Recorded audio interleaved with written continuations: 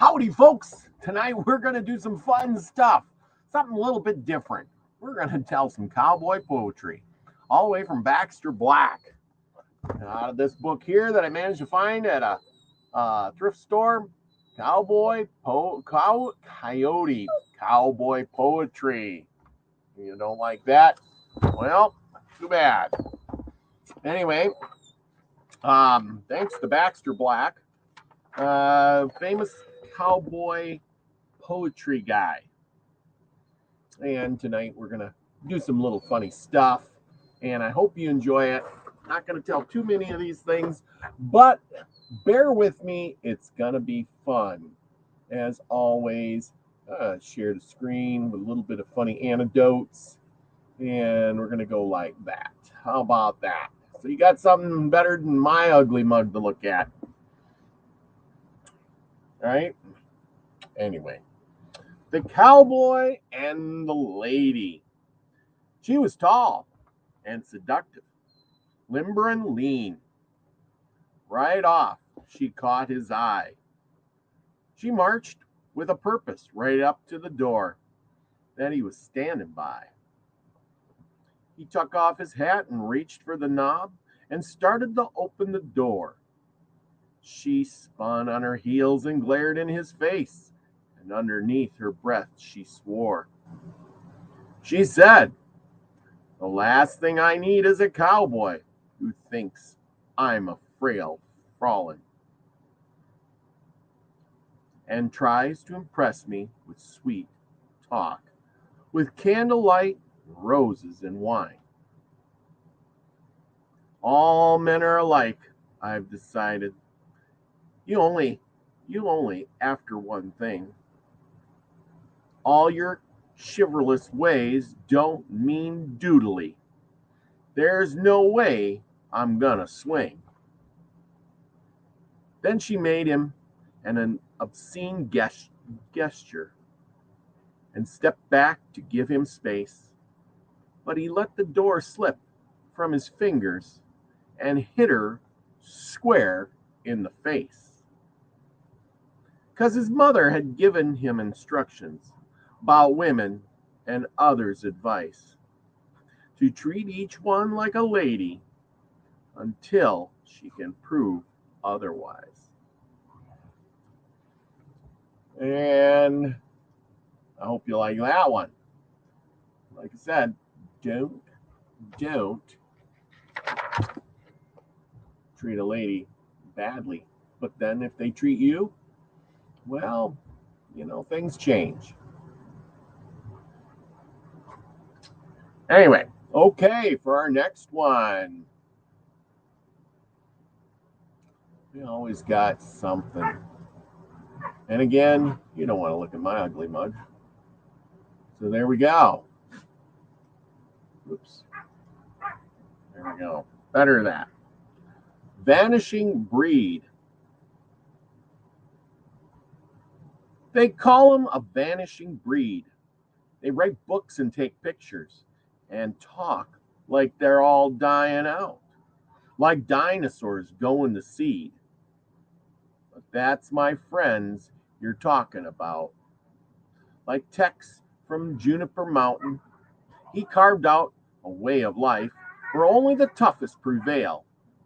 He's 57 and counting. His sons now follow the trail. And Mike, who still ain't got married, at home in the seat of a saddle, a sagebrush aristocrat, I reckon that's how he'll be buried, a horseback still wearing his hat. There's Brian, Albert, and Floyd, cowmen at good as the legends to whom their livelihoods linked, would be just a little annoyed to know they're considered extinct. Some say they're endangered species. Some say they're an endangered species, destined to fade into footnotes like ropes that never get throwed. To that reply, bull feces. They're just hard to see from the road. Well, that's another good one. Oh boy, we're going to get to the next one. I'll bet you like this one. A couple more people have to endure. Hope you're enjoying this as much as I am. Because, hey, what else you got to do? Right? The good old days. The little kid sat on his knee and looked up at the stars in his eyes. He said, "Granddaddy, tell me again how it was when you were my size." The old man remembered with care, and the memories flooded his mind. He said it was wild and free in the West, but that was before your time. I had a little blue roan and son. He could run like the wind. And right over there, where the parking lot is, we raced and always would win. Where they put up the State Valley Bank, the Indians would camp on site. And the first antelope herd that I saw was right at the new signal light. And down by the furniture store, where every week they have a sale, the overland stage at the end of the week would come by and drop off the mail. Oh, I remember the time when Buffalo Bill, all alone, caught up with the Daltons and they shot it out. It was down by the savings and loan. And Grandma, may she rest in peace, would wait for me down at the Strand, and finally one day I gave her a ring. That spot's now a hamburger stand. Asphalt and pavement now run over all of my boyhood days. People need people, and out west they came, but I don't begrudge them in their ways. Oh yes, it was different back then, and everything's changed, so it seems. But deep in my heart, I miss it sometimes, so I have to go back in my dreams. Well, that was another good one. Back in the days. Do you remember back in the days what it was like? Oh, maybe you do, and maybe these are better days than those days. But bear with me as we go to one more here. And I hope you enjoy this one. The Mechanical Cowboy. A ringing old cow make me so mad. My skin gets hot to the touch, but I'll get her a heap madder, I'll tell ya, when I have a slippin' clutch. There's something about the mechanical things that's worse than a nagging wife. They acquire some kind of annoying twitch and then seem to come to life.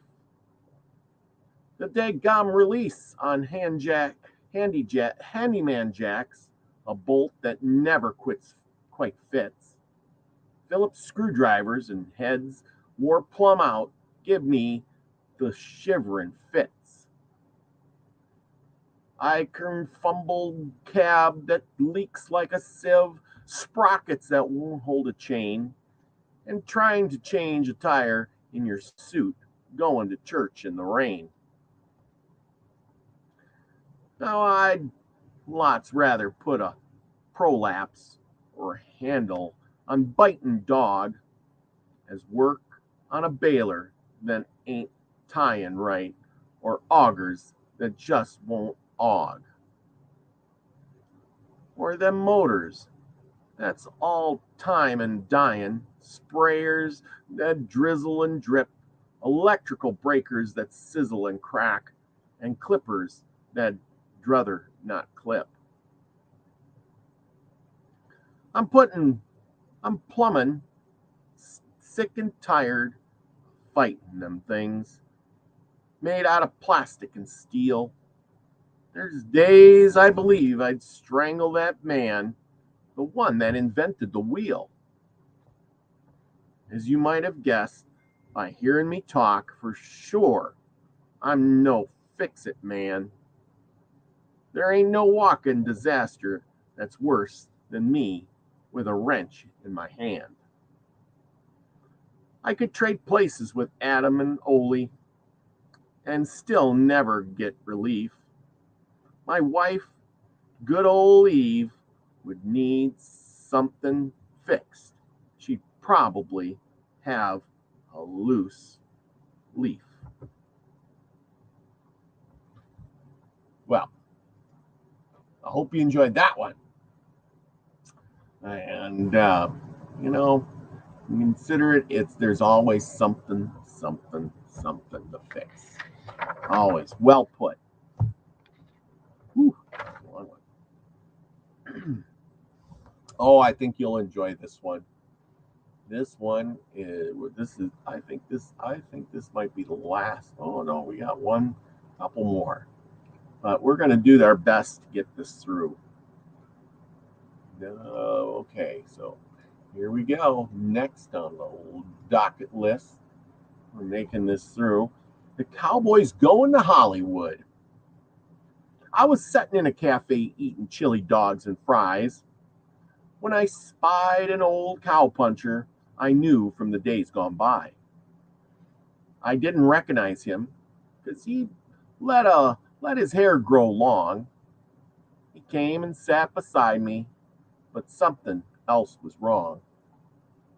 He wore a brand new Stetson that didn't have a mark, with a silver concho hat band made of twisted quackery bark. Once he'd wore an old felt one, old blackened as sin, that he used to feed his pony and change his oil in. His shirts were always dirty and worse I'd ever known, but the one that he's wearing looked like an ice cream cone. He had a turquoise watch band, was chewing juju beans, and traded his old Levi's for starched designer jeans. He wore a silver buckle, the kind you'd never win. His Justin resolved cowhides were now iguana skin. His old 5-buckle slogger he kept held up with twine. He replaced with little rubbers so dainty and refined. He now drank gin and tonic over a Cadillac around, and lived in an apartment in the center of town. He said he'd been discovered by Nashville record man and traveled over the country with a bus and 5-piece band. I felt a little sorry for my old cowpunching pard, but the more I thought about it, couldn't be that hard. I think of my old friend needs me to help him count his blessings. So first thing Monday morning, I'll start my singing lessons. Go figure. Went from cowpuncher to singer. And here we go. Oh, we got a couple more. Anyway, as always, got to present you something to look at besides my ugly mug. And here we go. The Cowboy Poetry Gathering. I went to my first annual ever convention of cowboy bards. I would have said poets, but poet's a word.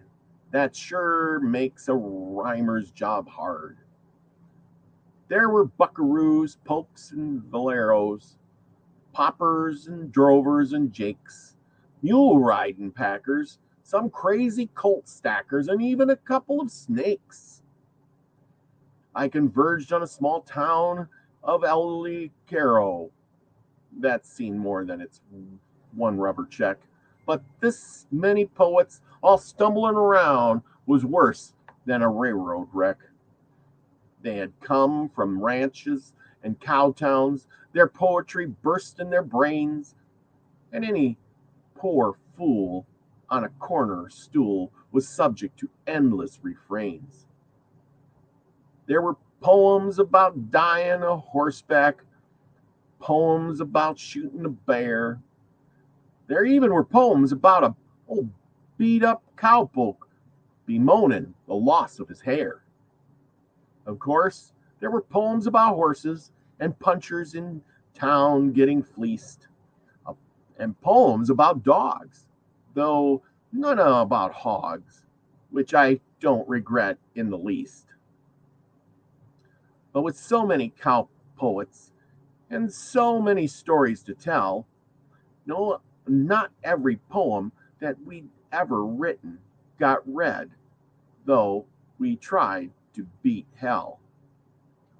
Part of the problem, I reckon, was time, and there ain't good friends was the pinch, as each planned to disclose a mile of prose and was asked to recite just an inch.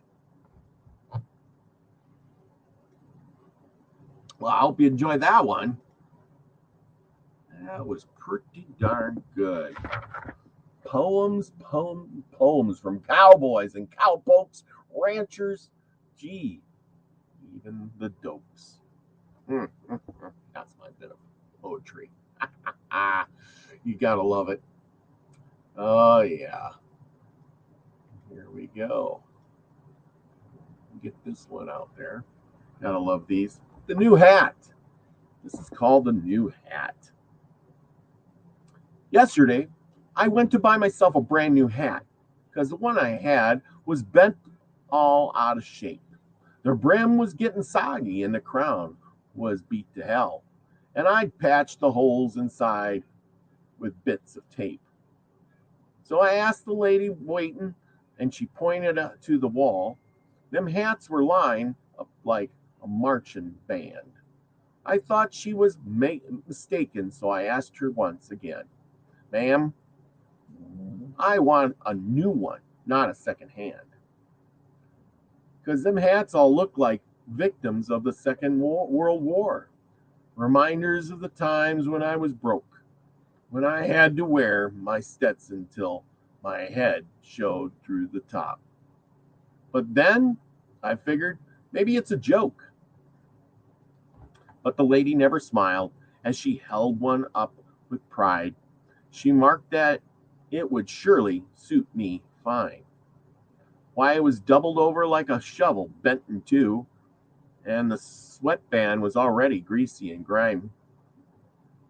It had a little copy of a can of Lone Star beer and an extra you could pin upon your shirt, with a shiny silver emblem clinging boldly to the band that said, "Bulldoggers do it in the dirt." It was covered up with feathers like a peacock in molt. I'm here to tell you, it was quite a sight. I lacked the heart to tell her I couldn't wear a hat that looked just like two chickens in a fight. So I took my old resistol and I stuck it in on my head, and I made my way out through the swinging doors, when a feller spied me leaving and said, "This must be the place. I come to get a cowboy hat like yours." That day I learned a lesson and sold that kid my hat. Now I've gathered up my laundry in a box, and now I'm down in front of Shepherd's selling antique Western wear. You want to buy a pair of cowboy socks? Oh, that was pretty good. See, people want that old stuff. It's the in style to look like a real cowboy. Probably wasn't worded the best, but I like that one some way or another. Oh, let's see. Let's go do one more here before we run out of steam. Okay. Occupation cowboy. Wanted cowboy. No TV, no phone. I don't like dogs and I can't tough it. In the mountains don't apply. Somebody said, "You a cowboy?" I said, "I reckon it's so." "Well, where's all your guns and your feathery hat, and how come your saddle's so old? I seen a cowboy in Nashville. He sure looked to me to be live. His hat was beat up, but the feathers was new, and his pickup was four-wheel drive. His boots was silver and turquoise. His buckle said, 'Drink Lone Star beer.' I asked if he rode the mechanical bull. 'Of course,' he said, without fear." I stopped this inquiring stranger, and to ignore chalked up his talk. He didn't have no more idea in hell where cows could fly or walk. I said, "Mister, if you want to find out who's cowboy and who's playing games, read occupation on my IRS form. Sometimes a man ain't all he claims." That was pretty funny. Wearing that feathery hat. Whew. Let's see. And I think that is it for us tonight. I hope y'all enjoyed that. Few little poems by Baxter Black. It was fun reading them, and I hope it made a smile on your face today. Well, remember, go out and have your own adventure and do the things you need to do, because having an adventure is what life's all about. It's one big adventure. Be amazing. Yeah, and well, to have a life that's amazing, you have to be amazing. You have to do amazing things. So with that,